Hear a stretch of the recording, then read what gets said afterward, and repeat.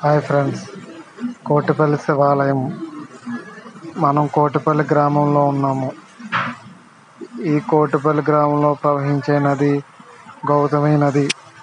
ఈ గౌతమి నదిలో స్నానం చేస్తే కోటి జన్మల పుణ్యమని శాస్త్రాలు చెబుతున్నాయి.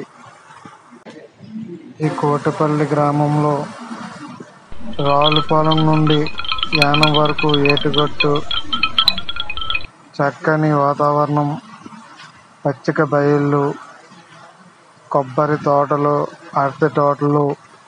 ఇలా మనం కోటిపల్లి నుంచి ఏటిగట్టు రోడ్డు ద్వారా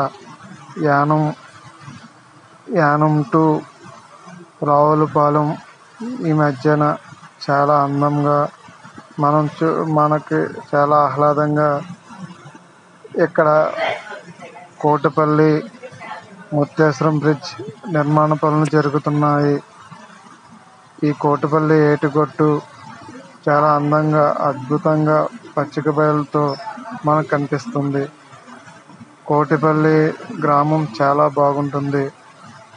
మనం ఎక్కడ చూసినా పచ్చిక బయళ్ళు, ఒక ప్రకృతి వలయంలో మనం ఒక అద్భుతమైన సుందరమైన వ్యూలో వెళ్తున్నట్టు చాలా అందంగా, పక్కన గోదావరి, పక్కన పచ్చిక బయళ్ళు, మనం ప్రయాణం చాలా అద్భుతంగా, చాలా ప్రశాంతంగా, ఒక చక్కటి వాతావరణంలో, ఒక ఆరోగ్యమైన వాతావరణం మధ్య మనం ప్రయాణం చేస్తున్నాము.